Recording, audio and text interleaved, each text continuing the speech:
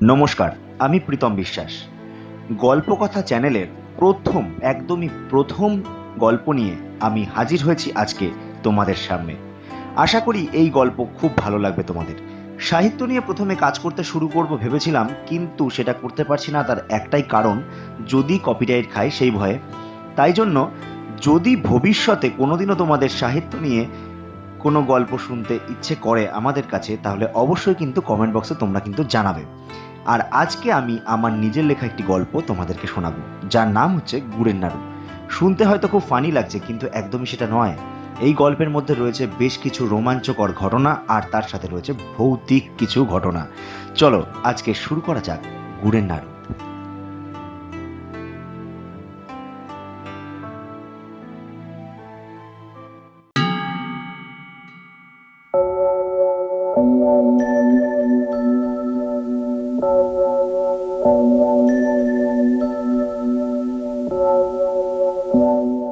অবনীন্দ্রনাথ রায় পেশায় একজন উকিল ছিলেন। 8 বছর হলো তিনি রিটায়ার করেছেন। 3 বছর হলো তার স্ত্রী যোগমায়া দেবী মারা গেছেন। ছেলেমেয়ে বলতে কেউ নেই। হাতিবাগানের বাড়িতে অবনীবাবু একাই থাকেন। সঙ্গে থাকে তার কাজের লোক হরি। এই দেখাশোনা করে আর কি। একদিন সন্ধেবেলায় হরি এসে অবনীবাবুকে বললে, বাবু, বাবু, আমি আজ এখনই বাড়ি যাব। কেন রে? সবে তো সন্ধে 6টা বাজে। কোনো কাজ আছে নাকি রে?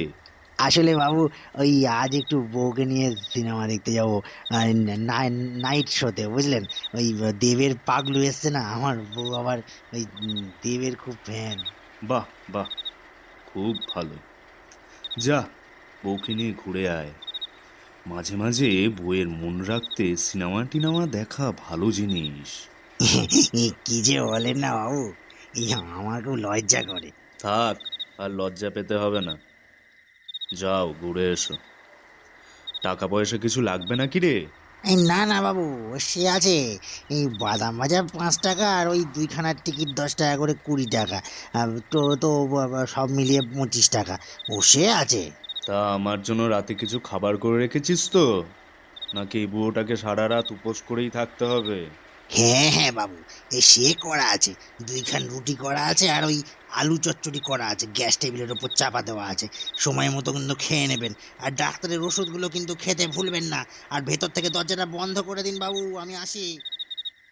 এরপর অবনীবাবু ঘরের দরজা বন্ধ করে এসে বসতে না বসতেই আবার ঠক ঠক শব্দ। অবনীবাবু ভাবলেন হরি মনে হয় যাওয়ার সময় কিছু ভুলে গেছে, তাই আবার মনে হয় নিতে এসেছেন। তাই তিনি বললেন, কে? হরি এলি নাকি রে?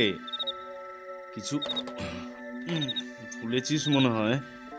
যা ভুলো মন হয়েছে তোর। এই বলে অবনীবাবু ধীরে ধীরে গিয়ে দরজা খুললেন। দেখলেন হরি আসেনি। তার জায়গায় দাঁড়িয়ে আছে একজন অল্প বয়সী ছেলে। চোখে চশমা, পরনে চেক ফর্মাল শার্ট, পিঠে অফিসের ব্যাগ। অবনীবাবু তাকে চিনতে না পেরে বললেন, তোমাকে তো ঠিক চিনতে পারলাম না বাবা। কে বলো তো তুমি? অবনী দাদু, আপনার বন্ধু রাজেন্দ্র চৌধুরী, তার নাতি আমি। আমার নাম জিৎ। তুমি রাজেন্দরের নাতি? মানে মনোরমার ছেলে? কত বড় হয়ে গেছো তুমি। তোমাকে সেই একটু দেখেছিলাম। এসো এসো, ভেতরে এসো। রাজেন্দ্র প্রসাদ চৌধুরী হলেন অবনীবাবুর ছোটবেলার বন্ধু, বলতে পারো প্রিয় বন্ধু। রাজেন্দ্রবাবুর একমাত্র মেয়ে মনোরমার ছেলে হলো জিৎ। অবনীবাবুর ঘরে গিয়ে জিৎ চেয়ারে বসল। জিৎ বাবা, তুমি এমন একদিন আমার বাড়ি এলে যে তোমাকে এক কাপ চা দেওয়ারও আমার ক্ষমতা নেই। আমার কাজের লোকটা আজ একটু বাড়ি গেছে। না না দাদু, ও কোনো ব্যাপার না, ওসব ওসব কিচ্ছু লাগবে না। তাও প্রায় 13-14 বছর পর তুমি এসেছো। দাদু হয়ে নাতিকে কিছু দিতে পারছি না। মনটা কেমন করছে। তা তুমি হঠাৎ আজকে, কিছু কি হয়েছে? দাদু, আমার দাদুমণি খুব অসুস্থ, বিছানা শয্যা বলতে পারো। মনে হয় না আর বেশি দিন থাকবেন বলে। 3বার স্ট্রোক হয়ে প্যারালাইজড হয়ে গেছেন। আপনাকে খুব দেখতে চাইছেন, মনে হয় কিছু দিতে চান আপনাকে। কি বলছোটা কি? আমার রাজুর জীবনে এত কিছু ঘটে গেল আর আমি কিছু জানতেই পারলাম না। তা জানবই কি করে? 13-14 বছর কোনো যোগাযোগই নেই।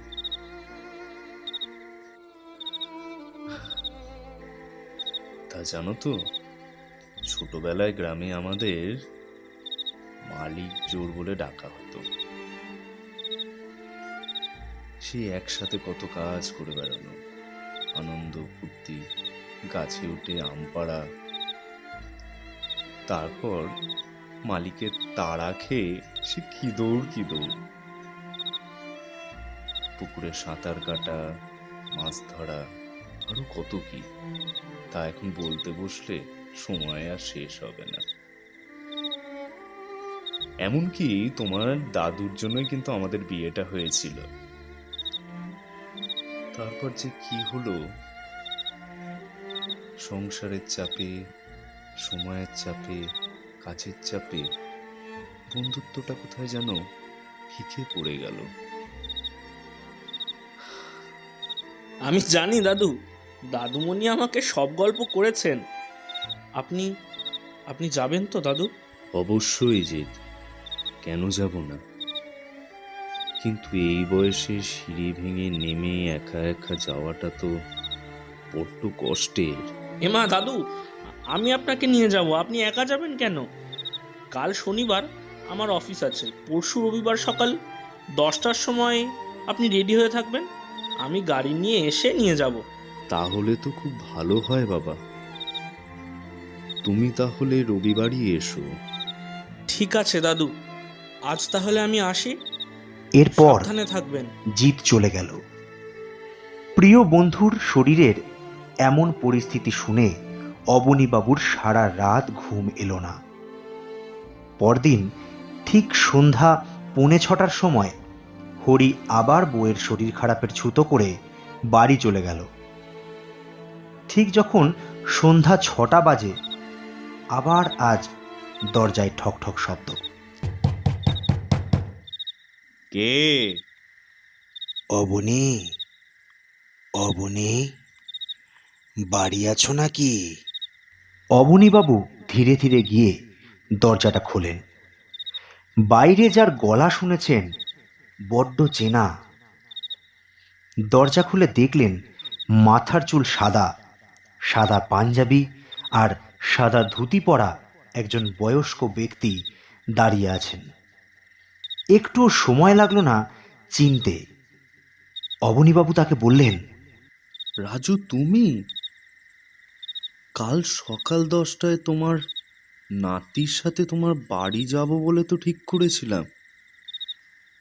এই শরীর খারাপ নিয়ে তুমি আসতে গেলে কেন? আমার হাতে যে আর সময় নেই অবনী। তুমি বাইরে দাঁড়িয়ে আছো কেন? ভেতরে এসো, কতদিন তো আসোনি। তাই জন্যই তো চলে এলাম। তুমি তো আর গেলে না। ভেতরে আর যাব না। তুমি একটা কাজ করো, আমার ঘরে তোমার জন্য একটা জিনিস রাখা আছে, কাল গিয়ে ওটা নিয়ে নিও। কিন্তু কিন্তু আর কিছু নেই ভাই, কাল কিন্তু অবশ্যই যেও। আজ আমি আসি। এই কথা বলে রাজেন্দ্রবাবু ধীরে ধীরে সিঁড়ি দিয়ে নেমে চলে গেলেন। এরপর অবনীবাবুর মাথায় একটা খটকা লাগলো। জিতের কথা অনুযায়ী রাজেন্দ্র তো প্যারালাইজড, বিছানা শয্যা। কিন্তু আজ তিনি এখানে কিভাবে চলে এলেন কারোর সাহায্য ছাড়া? সারা রাত অনেক দ্বিধা নিয়ে তিনি আজও দু চোখের পাতা এক করতে পারলেন না। পরের দিন সকাল 10টার সময় তিনি তৈরি হয়ে জিতের জন্য অপেক্ষা করতে থাকলেন। 10টা থেকে 11টা বেজে গেল, কিন্তু জিৎ এলো না। সেদিন তাড়াহুড়াতে জিতের ফোন নাম্বারটাও অবনীবাবু নিতে ভুলে গেছেন, তাই কলও করতে পারছেন না। এরপর হরির সাহায্য নিয়ে অবনীবাবু একটা ট্যাক্সি ডেকে রাজেন্দ্রবাবুর বাড়ির উদ্দেশ্যে রওনা হন। রাজেন্দ্রর বাড়ি চিনতে অবনীবাবুর একটুও সময় লাগলো না। পুরনো বন্ধুর বাড়ি চিনতে কি সময় লাগে? ট্যাক্সিটা গিয়ে রাজেন্দ্রবাবুর বাড়ির সামনে দাঁড়ালো।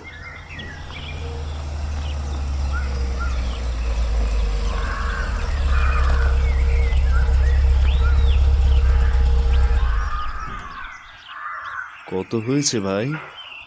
मीटर में जो हुआ है 250 रुपया, वो ही दीजिए। এই নাও। অবনীবাবু ট্যাক্সি থেকে নেমে রাজেন্দ্রবাবুর বাড়ির ভেতর ঢুকতে গিয়ে খুব অবাক হলেন। বাড়ি ভর্তি কত লোক, কিন্তু কেন?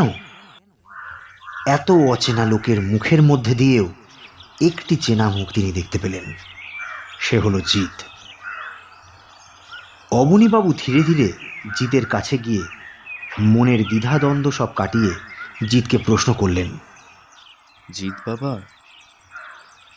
তোমার তো আজকে আমাকে নিতে যাওয়ার কথা ছিল, নিতে গেলে না তো?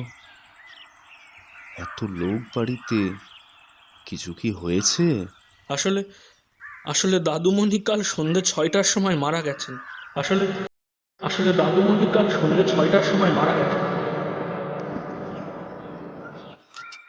কি কি বলছো তুমি? কালকে সন্ধ্যে 6টার সময় তো? হ্যাঁ হ্যাঁ দাদু, এ যাত্রায় দাদুমণিকে আর বাঁচিয়ে ফেরাতে পারলাম না। মারা যাওয়ার সময় শুধু আপনাকে খুঁজছিলেন। আপনি আপনি আস্তে আস্তে উপরে উঠে যান। দাদুমণির ঘরে আপনার জন্য দাদুমণি একটা জিনিস রেখে গেছে। অবনীবাবু ধীরে ধীরে সিঁড়ি দিয়ে উঠতে থাকলেন, আর বারবার বারবার তার মাথার মধ্যে এটাই চলতে থাকলো যে কাল সন্ধ্যে 6টার সময়, তা কাল কাল কাল সন্ধ্যে 6টার সময় কে এসেছিল তার কাছে? সে কে ছিল? যদি সত্যি সত্যি রাজেন্দ্র কাল সন্ধ্যে 6টার সময় মারা গিয়ে থাকে, তাহলে তার বাড়িতে এসেছিল। সে কি দিবা স্বপ্ন দেখেছে? না না না না না, এটা তো দিবা স্বপ্ন হতে পারে না। তো কে ছিল সে? আর বারবার শুধু মনে হতে থাকলো যে এই বুঝি আমার কাঁধের ওপর কেউ হাত রেখে বলবে যে অবনী, তুমি এসেছো। এই কথাটা শোনার জন্য সে একদমই প্রস্তুত ছিল না। তারপর ধীরে ধীরে ওপরে উঠে গিয়ে ওই ধাবার বোট কাটা করিডোরের ওপর দিয়ে হাঁটতে হাঁটতে যেতে যেতে হঠাৎ করে সামনের ঘর থেকে একজন মেয়ে বেরিয়ে এলো। তাকিয়ে দেখলো এ তো রাজেন্দ্রর মেয়ে মনোরমা। কাকাবাবু, আপনি এসেছেন? বাবা আর নেই কাকাবাবু। বাবা আপনার জন্য অনেক দিন অপেক্ষা করেছিলেন, তাই তো আমি জিতকে পাঠিয়েছিলাম আপনার কাছে বাবার কথা বলার জন্য। যান, বাবার ঘরে যান, বাবা মনে হয় আপনার জন্য কিছু একটা রেখে গেছে। এই কথা বলে মনোরমা সিঁড়ি দিয়ে নেমে চলে গেল। এরপর রাজেন্দ্রর ঘরে ঢুকতে অবনীবাবুর বড্ড ভয় করছিল, কারণ কি দেখবে সেই ঘরে ঢুকে সে। অবনীবাবু আস্তে আস্তে ঘরের ভেতর পাটা বাড়িয়ে দিতেই, ভেতরে ঢুকতেই সে দেখল রাজেন্দ্রবাবুর একটা ছবিতে সাদা রজনীগন্ধার মালা, পাশে একটা কাঁচের বয়াম, তার নিচে রয়েছে একটি চিঠি। চিঠিটা অবনীবাবু হাতে তুলে নিলেন। দেখলেন রাজেন্দ্রবাবু লিখেছেন, প্রিয় অবনী, তোমার জন্য অনেক দিন অপেক্ষা করে থাকলাম, কিন্তু কিন্তু তুমি তো আর এলে না। যমরাজ যখন আমার ডান হাতটা ধরে টানছে, তখন বারবার মনে হচ্ছিল যে আমার বাঁ হাতটা মনে হয় তুমি ধরবে, কিন্তু আসোনি। এই কাচের বয়ামে দুটো গুড়ের নাড়ু রাখা আছে। মনে পড়ে তোমার কাকিমণির বাড়িতে লক্ষ্মী পুজোর নিমন্ত্রণ খেতে গিয়ে তোমার প্রসাদের থালা থেকে আমি দুটো গুড়ের নাড়ু তুলে খেয়ে নিয়েছিলাম। তুমি আমার সাথে রাগ করে 3 দিন কথা বলনি, কারণ কারণ তুমি করে নাড়ু খেতে যে খুব ভালোবাসো। এই রাজেন্দ্র প্রসাদ কারোর ধার বাকি রাখে না গো। তাই জন্য এই ধারটা আমি শোধ করে গেলাম। ভালো থেকো, তোমার বন্ধু রাজু। রাজু।